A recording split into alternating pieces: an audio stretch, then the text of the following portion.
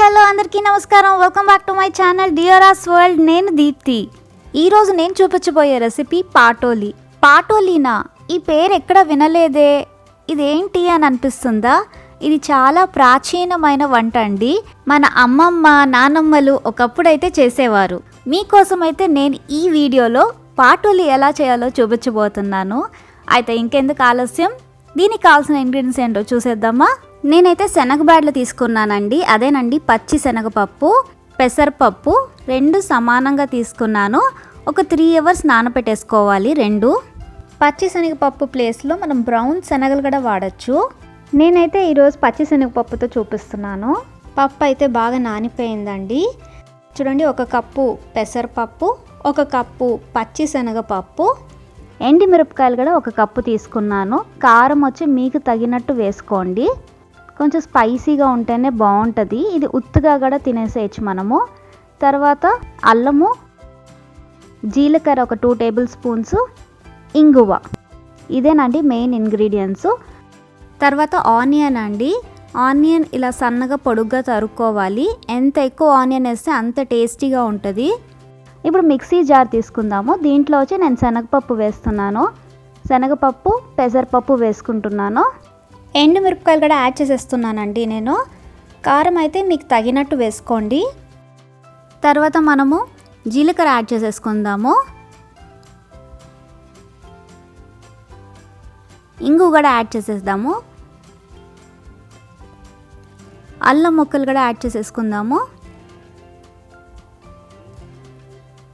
ఇవన్నీ మనము వాటర్ ఏం యాడ్ చేయకుండా కచ్చా పచ్చాగా గ్రైండ్ చేసుకుందామండి. కల్లుప్పు యాడ్ చేసేస్తున్నాను. ఇలా కచ్చా పచ్చగా గ్రైండ్ చేసేసుకుందామండి.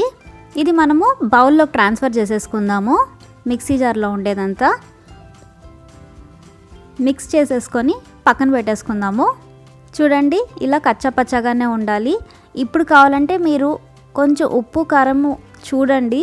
ఎందుకంటే మళ్ళీ మనం కారం అయితే యాడ్ చేయలేము. ఎందుకంటే మనం ఓన్లీ ఎండుమిరపకాయలు ఒక్కటే యాడ్ చేస్తాము, ఇంకా చిల్లీ పౌడర్ అయితే యాడ్ చేయము.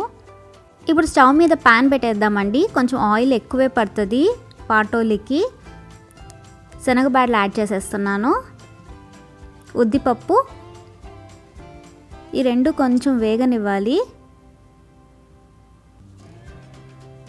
తర్వాత ఆవాలు, జీలకర్ర, కరివేపాకు యాడ్ చేసేసుకుందాము. ఇంగువ కూడా యాడ్ చేసేస్తున్నాను. తర్వాత ఎండుమిరపకాయలు యాడ్ చేసుకుందాము. ఒక 2 మినిట్స్ వేగనివ్వాలి. తర్వాత ఆనియన్స్ యాడ్ చేసేద్దామండి. ఆనియన్ వచ్చి మనకి కొంచెం గోల్డెన్ బ్రౌనిష్ రావాలి. కొంచెం సాల్ట్ యాడ్ చేసేసుకోవాలి. మన ఇంట్లో ఏమి కూరగాయలు లేనప్పుడు ఇలా పాటోలి అయితే చేసేసుకోవచ్చండి. చాలా సింపుల్గా తొందరగా అయిపోతుంది. చాలా టేస్టీగా కూడా ఉంటుంది. మూత పెట్టేసుకొని కొంచెం వాటర్ యాడ్ చేసుకుందామండి. పైన మనము ఆవిరికి తొందరగా మగ్గిపోతాయి ఆనియన్స్. చూడండి, వేగిపోయింది ఆనియన్స్. ఇప్పుడు మనము పేస్ట్ చేసి పెట్టుకున్నాం కదా శనగపిండి, పెసరపప్పు, మిరపకాయలది, ఆ పేస్ట్ అయితే యాడ్ చేసేస్తున్నాను. ఈ ముద్దలాగా ఉంది కదండి, ఇది పొడి పొడిగా వచ్చేదాకా మనం వేగించాలి. కింద అడుగు అంటకుండా సిమ్లో పెట్టుకొని అప్పుడప్పుడు కలుపుకుంటూ వేగించుకోవాలి. వీడియో ఇక్కడ దాకా వచ్చారంటే నా కంటెంట్ మీకు నచ్చినట్టే కదండి. అయితే నా కంటెంట్ మీకు నచ్చినట్టయితే తప్పకుండా మన ఛానల్ని అయితే ఇప్పుడే సబ్స్క్రైబ్ చేసేసుకోండి, లైక్ చేయండి, షేర్ చేయండి. పక్కనే ఉన్న బెల్ ఐకాన్ని కూడా యాక్టివేట్ చేసేసుకోండి. సో దట్ నేను వీడియోస్ పెట్టగానే మీకు నోటిఫికేషన్స్ వచ్చేస్తాయి.